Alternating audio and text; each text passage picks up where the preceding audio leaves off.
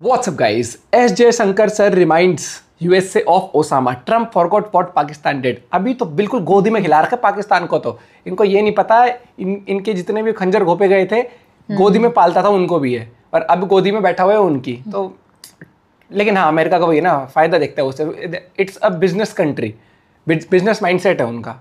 Friend वो ज़्यादातर वो होते नहीं किसी के साथ, बहुत रेयर ही आप देखोगे, आप वो बिजनेस माइंडेड ज़्यादा है। तो देखते पूरी वीडियो प्रशांत वन सर की है। 1 2 3 गो।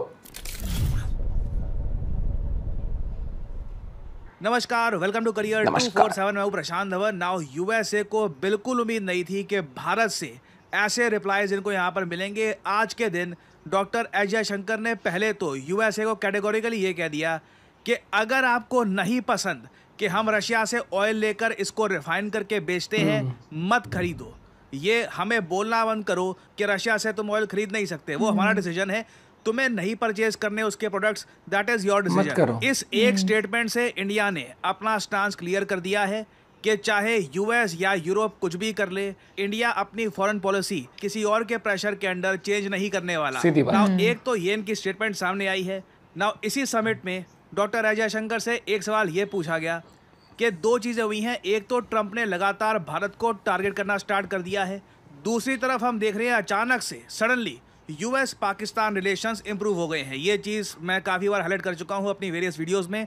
अगर आप चैनल फॉलो करते हैं तो आपने नोटिस किया होगा, चाहे आसिम मुनीर की विजिट्स आप अगर देख लीजिए, या फिर जिस तरीके से अब बलूचिस्तान लिबरेशन आर्मी को यूएस एक आतंकवादी संगठन मान रहा है, हर तरफ से यूएस बहुत ज़्यादा प्रो पाकिस्तान हो चुका है। नाउ इसके बारे में भी डॉक्टर एस जयशंकर ने बड़ी स्टेटमेंट दी है। इन्होंने इतिहास का रिमाइंडर दिया है यूएसए को। ये बोला है कि देखिए, यूएसए और पाकिस्तान का एक इतिहास रह चुका है। They have a history with each other, और वो हिस्ट्री आप सबको पता है।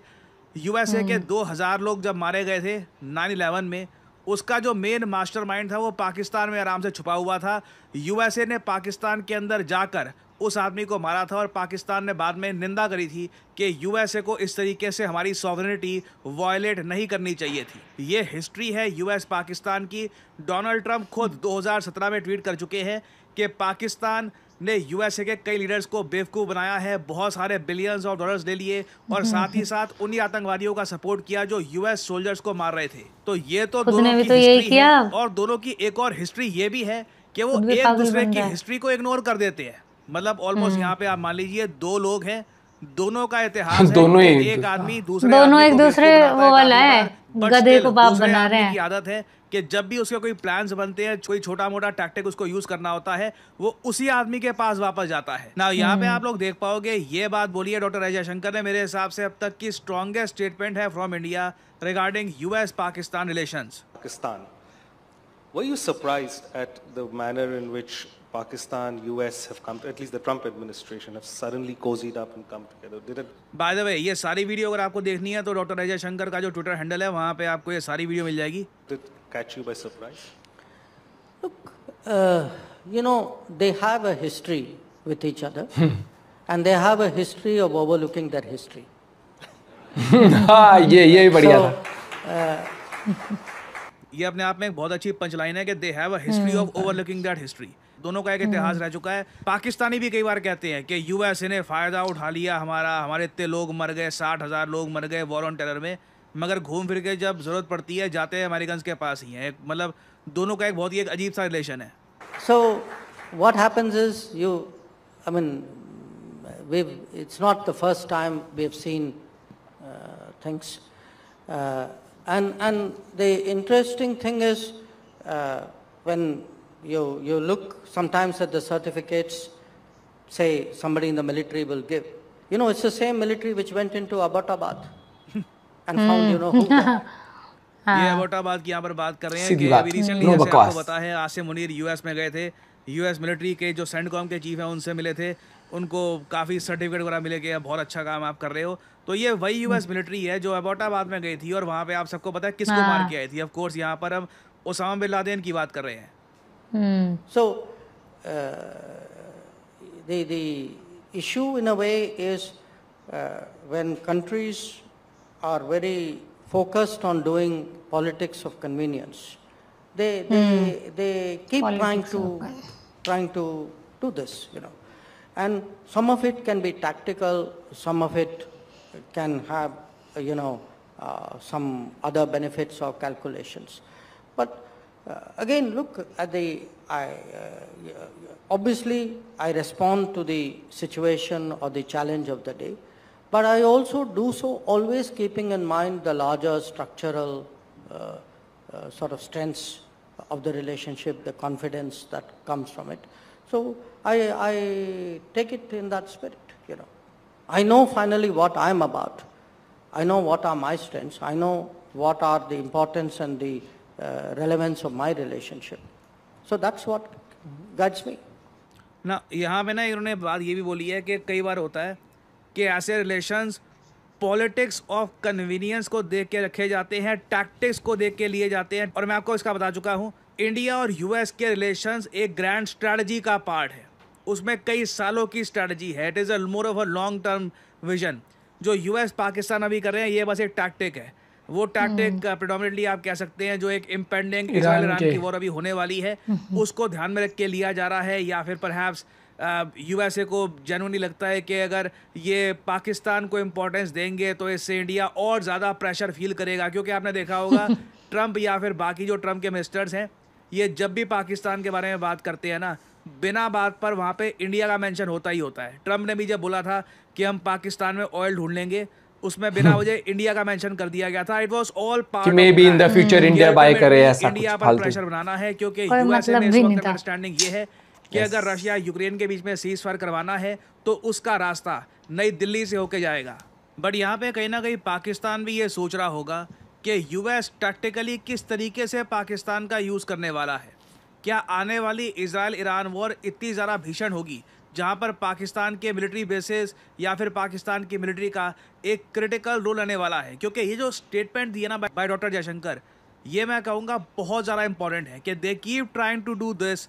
सम of it can be tactical, some of it can have other benefits और कैलकुलेशंस। और यूजुअली हमने देखा है कि यूएस जब भी टैक्टिकली पाकिस्तान को यूज़ करता है ना, मास स्केल पर आम पाकिस्तानी बहुत सारे मारे जाते हैं। खैर, इसके अलावा अगर हम देखें, इन्होंने ये बात भी बोली है कि ऐसा नहीं है कि ट्रंप कोई निराला चैलेंज है भारत के लिए। बिल्कुल आज के समय डिसएग्रीमेंट्स हैं यूएसए को लेकर, मगर इतिहास में आप अगर जाओ तो जॉर्ज बुश की प्रेसिडेंसी के अंडर भी इंडिया ने प्रेशर फेस किया था पाकिस्तान को लेकर। क्योंकि आपको याद होगा जॉर्ज बुश प्रेसिडेंसी के अंडर ही पाकिस्तान को बिलियंस ऑफ डॉलर्स यूएस ने थमा दिए थे आतंकवाद से लड़ने के लिए। वो सारा पैसा आतंकवाद से लड़ने के लिए नहीं यूज किया गया, काफी लार्ज स्केल में तो आतंकवाद को बनाने के लिए यूज किया गया। पैसा बचा हुआ था, पाकिस्तान ने मिलिट्री यूज में उसको डाल दिया। और उसके अलावा बराक ओबामा के टाइम में भी चाइना को लेकर टेंशन थी। ये बात मैं आपको बता चुका हूँ। बराक ओबामा की खुद की एक थ्योरी थी कि ये बनाएंगे G2 मतलब ग्लोबल 2। एक तरफ यूएस, एक तरफ चाइना, बाकी सब पीछे। कोई G8, कोई G7 कुछ नहीं, कोई G20 कुछ नहीं। There will be only G2। ये जरा आप देख पाओगे, यहाँ पे मैं आपको आर्टिकल दिखा रहा हूँ, from G2 to cold war 2.0। एक ज़माना था जब यूएस मानता रहा कि चाइना एक पोटेंशियल को लीडर है ग्लोबल गवर्नेंस में, कि चाइना बेसिकली यूएसए का एक को राइवल मान लिया। ये साइड किक सा होगा जो एशिया में जो अफेयर्स है वो संभालेगा। ओबामा की एक अजीब सी विजन थी। इंडिया में हम लोग कंसर्न थे कि ओबामा क्या कर रहे हैं। ओबामा ने अपनी प्रेसिडेंसी में क्वाड को भी किल कर दिया था। ओबामा की प्रेसिडेंसी में आप अगर देखो क्वाड का कोई समिट हुआ नहीं था। फिर डोनाल्ड ट्रंप वापस आए, इन्होंने क्वाड को रिवाइव किया था। चाइना पर बहुत सारे टैरिफ्स इंपोज किए, ट्रेड वॉर कर दिया अगेंस्ट चाइना। फिर आपको पता होगा बहुत सारी चीजें हुई थी एक के बाद एक। तो जयशंकर साहब भी यहाँ पर कह रहे हैं हर बार एक यूएस प्रेसिडेंट आता है, उसकी एक निराली सी एक थ्योरी सी होती है पाकिस्तान और काफी बार चाइना को लेकर भी। इन दी एंड उनके फिर लंबे जो प्लान्स हैं वो बनते भारत के साथ ही हैं। जो एग्रीमेंट्स वो साइन करते हैं भारत के साथ ही साइन करते हैं। अब G2 ओबामा का था, ट्रंप का अब क्या बोलूं मैं, T2 कह लो कि यहाँ से यूएसए का ट्रंप, पाकिस्तान का T से आपको पता है टेररिज्म ही बनता है, तो T2 बनाने की यहाँ पर कोशिश की जा रही है। T2 मुझे पता नहीं कब तक चलेगा। इवेंचुअली मैं सरप्राइज नहीं होऊंगा ट्रंप आज से कुछ साल पहले ट्वीट कर दे कि पाकिस्तान ने मुझको भी धोखा दिया है, मैंने इन पर भरोसा करके गलती कर दी और पाकिस्तान को पे करना होगा। Anything can happen with Trump, it's all tactical. ये देखकर बहुत अच्छा लग रहा है कि इंडिया की विदेश नीति बिल्कुल फियरलेस, बहुत स्ट्रॉन्ग है, फियरलेस है। Apply to US with genuine respect. जिस तरीके से वो बात कर रहे हैं, उन्होंने हमारी इकोनॉमी को डेड बोला और बहुत सारी और बातें बोली। एटलीस्ट हम यहाँ पे एक डिग्निफाइड मैनर में यूएसए को रिप्लाई कर रहे हैं और आई थिंक सबसे बड़ा रिप्लाई यूएसए को मिलेगा इसी साल जब व्लादिमीर पुतिन इंडिया को विजिट करेंगे और पीएम मोदी चाइना में जाएंगे। एंड क्वाइट पोटेंशियली एक इंडिया चाइना रशिया ट्रायलैटरल भी हो सकता है सामने देखिए। So a lot will happen in the future. मैं आपके लिए अपडेटेड वीडियोस लाता रहूंगा।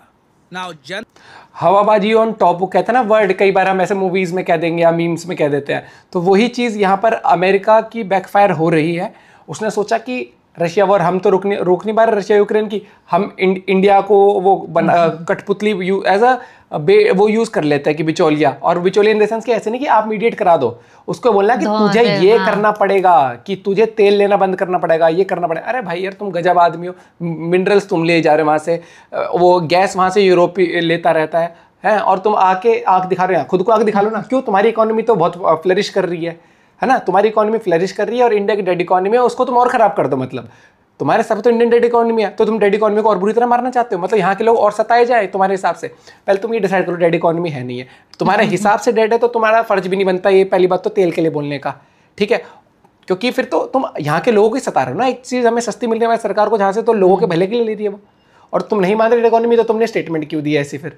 और ऐसे स्टेटमेंट को तुम कॉन्ट्रडिक्ट करना चाहते हो कि भैया गलती से मुंह से निकल गई।